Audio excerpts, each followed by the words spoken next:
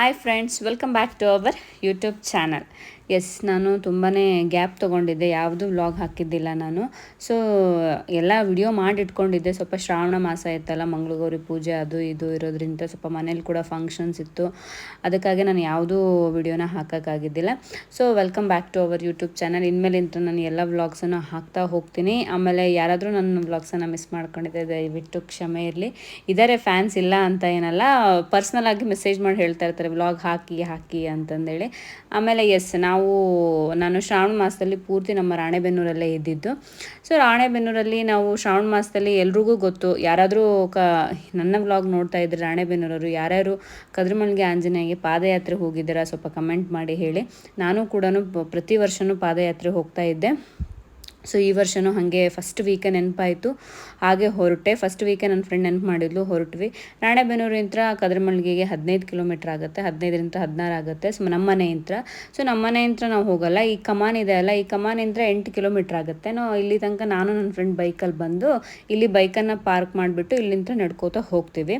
ಹೋಗೋರು ಅಲ್ಲಿ ನಮ್ಮ ರಾಣೆಬೆನ್ನೂರಿಂದನೂ ನಡೀತಾ ಹೋಗ್ತಾರೆ. ನಾವು ಇಬ್ಬರೇ ಇದ್ವಲ್ಲ, ಆದ ಕಾರಣ ನಾವು ಏನು ರಿಸ್ಕ್ ಬೇಡ, ತುಂಬ ಬೆಳಗ್ಗೆ ಬೇಗ ಎದ್ದು 4:15 ಹಂಗೆ ಬಿಟ್ಟಿದ್ದು. ಹಾಗಾಗಿ ಏನಕ್ಕೆ ಅಂತಂದೇಳಿ ನಾವಿಬ್ಬರು ಇಲ್ಲಿ ಬಂದು ಕಮಾನಲ್ಲಿ ಬೈಕ್ ಪಾರ್ಕ್ ಮಾಡ್ಕೊಂಡು ಹೋಗ್ತೀವಿ. ಸೊ ಇಲ್ಲಿ ನೋಡಿ ಫುಲ್ ಕತ್ಲೆ ಇರುತ್ತೆ, ಕತ್ಲೆದಲ್ಲೇ ನಡೀತೀವಿ. ಒಂದು 4:30 ಹಂಗೆ ಬಿಟ್ಟರೆ 1 ಅವರಿಗೆ ನಡೆದ್ಬಿಡ್ತೀವಿ ನಾವು 8 ಕಿಲೋಮೀಟರ್ಸ್ ಅಲ್ಲ. ಸೊ ಇನ್ನೇನು ಕದ್ರಮಣ್ಗೆ ಎಂಟ್ರಿ ಆದ್ವಿ. ಇಲ್ಲಿ ಕದ್ರಮಣ್ಗೆ ಎಂಟ್ರಿ ಆಗೋದಂದರೆ ಫಸ್ಟ್ ಬರೋದೇ ತಿಮ್ಮಪ್ಪನ ಗುಡಿ. ಸೊ ಈ ತಿಮ್ಮಪ್ಪನ ಗುಡಿಗೆ ನಾವು ಕೈ ಮುಗಿದ್ಬಿಟ್ಟು ಇಲ್ಲಿ ನಮಸ್ಕಾರ ಮಾಡಿ ಇಲ್ಲಿಂದ ಒಂದು 5 ನಿಮಿಷ ಕೂತ್ಕೊಂಡಿದ್ದು. ಆಮೇಲೆ ಸ್ವಲ್ಪ ನಡೀತೀವಿ. ನಡೆದ ತಕ್ಷಣ ದೇವಸ್ಥಾನ ಬರುತ್ತೆ. ಗೋಪುರ ಮಾತ್ರ ತುಂಬ ಹೈಟಾಗಿ ತುಂಬಾ ಚೆನ್ನಾಗಿದೆ. 5:30 ಅಭಿಷೇಕ ನಡೀತಾ ಇದೆ ನೋಡ್ರಿ. ಫಸ್ಟ್ ವಾರ ಆದ್ರೂ ಇಷ್ಟೊಂದು ಕ್ಯೂ ಇದೆ. ಈ ಸಲ ಮಾತ್ರ ಸಿಕ್ಕಾಪಟ್ಟೆ ಜನ ಇತ್ತು ಫ್ರೆಂಡ್ಸ್, ಏನಂತಲೇ ಗೊತ್ತಿಲ್ಲ. ಆದರೆ ಆಂಜನೇಯನ ಪವಾಡ ಅಂತ ಅನ್ಕೋಬೋದು. ನಮ್ಮ ಬಜರಂಗ್ ಬಲಿನ ನೋಡಿ ಎಲ್ಲರೂ ಇಲ್ಲಿಂತ್ರನೇ ಕೈ ಮುಗಿರಿ. ನನಗೇನೋ ಈ ಆಂಜನೇಯ ಪರ್ಸನಲ್ ತುಂಬಾ ಇಷ್ಟ. ಕಣ್ಣಲ್ಲಿ ಸಾಲಿಗ್ರಾಮ ಇಟ್ಕೊಂಡಿದ್ದಾನೆ, ತುಂಬ ದೊಡ್ಡ ಕಣ್ಣು, ತುಂಬ ಚೆನ್ನಾಗಿದೆ ದೇವಸ್ಥಾನ ಮಾತ್ರ. ಆಮೇಲೆ ಇಲ್ಲಿ ತೆಪ್ಪೋತ್ಸವನೂ ನಡೆಯುತ್ತೆ. ಯಾವ ಟೈಮಲ್ಲಿ ಅಂತ ನನಗೆ ಅಷ್ಟು ಪರ್ಫೆಕ್ಟಾಗಿ ಗೊತ್ತಿಲ್ಲ, ಬಟ್ ತೆಪ್ಪೋತ್ಸವ ನಡೆಯುತ್ತೆ. ನಾವು ಫ್ರೆಂಡ್ಸ್ ಎಲ್ಲ ಬರ್ತಿದ್ವಿ, ನಮ್ಮೂರಿಂದ 15 ಕಿಲೋಮೀಟರ್ಸ್ ಎಲ್ಲ ಸ್ಕೂಟಿಯಲ್ಲೆಲ್ಲ ಬಂದು ಹೋಗ್ತಾ ಇದ್ವಿ. ನಂಗೆ ಯಾವಾಗ ಹೋಗ್ಬೇಕು ಅನ್ಸುತ್ತೆ, ನಾವು ದಿಢೀರ್ ಅನ್ಪ್ಲ್ಯಾಂಡ್ ಮಾಡ್ಕೊಂಡು ಬಂದುಬಿಡ್ತಿದ್ವಿ.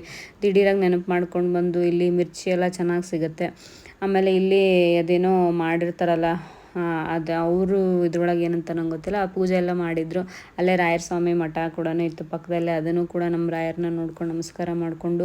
ಇದೇನು ಅಂತಂದರೆ ಹನುಮಪ್ಪನ ಪಾದರಕ್ಷೆ ಅಂತ ಹೇಳ್ತಾರೆ. ರಾತ್ರಿ ಆಂಜನೇಯ ಚಪ್ಪಲಿ ಹಾಕ್ಕೊಂಡು ಊರೆಲ್ಲ ನಡೀತಾರೆ ಅಂತಂದೇಳಿ ಅದೊಂದು ವಾಡಿಕೆ ಇದೆ. ಅದು ಗೊತ್ತಿಲ್ಲ ನಿಜನೋ ಸುಳ್ಳು, ಬಟ್ ಇಯರ್ಲಿ ಚಪ್ಪಲಿ ಸವಿಯುತ್ತೆ ಅನ್ನೋದು ಮಾತ್ರ ತುಂಬ ನಂಬಿಕೆ ಇದೆ. ಆಮೇಲೆ ಇದೇ ನಮ್ಮ ಆಂಜನೇಯ, ಎಲ್ಲರೂ ಕೈ ಮುಕ್ಕೊಳ್ರಿ. ನೀವು ಯಾರಾದರೂ ಕದ್ರಮಣ್ಗೆ ಆಂಜನೇಯ ಪಾದಯಾತ್ರೆ ಹೋಗ್ತಾ ಇದ್ದೀರಿ ಅಂತಂದೇಳಿದರೆ ನನಗೆ ಕಮೆಂಟ್ ಮಾಡಿ. ನೆಕ್ಸ್ಟ್ ಅಲ್ಲಿಂದ ಮುಗಿಸ್ಕೊಂಡು ರಿಟರ್ನ್ ಬರೋ ಅಷ್ಟೊತ್ತಿಗೆ ಬೆಳಕು ಹರಿದೋಗಿತ್ತು. ಇಲ್ಲಿಂದ ಆಟೋ ಇರುತ್ತೆ ಕಮಾನ್ವರೆಗೂ, ಒಂದು 10-20 ರುಪೀಸ್ ಕೊಟ್ಟರೆ ಆಟೋದಲ್ಲಿ ಕಮಾನ್ವರೆಗೂ ಬಿಡ್ತಾರೆ. ಅಲ್ಲಿಂದ ನಮ್ಮ ಸ್ಕೂಟಿಯನ್ನು ತೊಗೊಂಡು ಬರ್ತಾಯಿದ್ವಿ. ಈ ವ್ಲಾಗ್ ನಿಮಗೆ ಇಷ್ಟ ಆಯಿತು ಅಂದರೆ ಫ್ರೆಂಡ್ಸ್ ನನ್ನ ಚಾನಲ್ಗೆ ಸಬ್ಸ್ಕ್ರೈಬ್ ಮಾಡಿ, ಲೈಕ್ ಮಾಡಿ, ಮತ್ತು ನಿಮ್ಮ ಫ್ರೆಂಡ್ಸ್ ಜೊತೆಗೆ ಶೇರ್ ಮಾಡಿ. ಮತ್ತು ನಿಮ್ಗೆ ಯಾವ್ಯಾವ ಥರ ಏನಾದರೂ ಬೆಂಗಳೂರಲ್ಲಿ ಏನಾದರೂ ಯಾವ ದೇವಸ್ಥಾನ ಏನಾದರೂ ತೋರಿಸ್ಬೇಕು ಅಂತ ಅಂದರೆ ಕಮೆಂಟ್ ಮಾಡಿ ಫ್ರೆಂಡ್ಸ್. ಹಾಗೆ ನನ್ನನ್ನು ಸಪೋರ್ಟ್ ಮಾಡಿ. ರಾಣೆಬೆನ್ನೂರು ಫ್ರೆಂಡ್ಸ್ ಯಾರು ನೋಡ್ತಾ ಇದ್ದೀರಾ, ನಿಮ್ಮೂರು ಹುಡುಗಿನ ಸ್ವಲ್ಪ ಬೆಳೆಸಿ. ಹಾಗೆ ಮತ್ತು ರಾಣೆಬೆನ್ನೂರಲ್ಲಿ ಏನಾದರೂ ವಿಡಿಯೋ ಮಾಡೋದಿತ್ತು, ಏನಾದರೂ ಯಾವುದಾದ್ರೂ ಪ್ಲೇಸ್ ತೋರಿಸ್ಬೇಕು ಅಂತ ಅಂದರೆ ಹೇಳಿ ಫ್ರೆಂಡ್ಸ್. ಓಕೆ ಫ್ರೆಂಡ್ಸ್, ಬಾಯ್.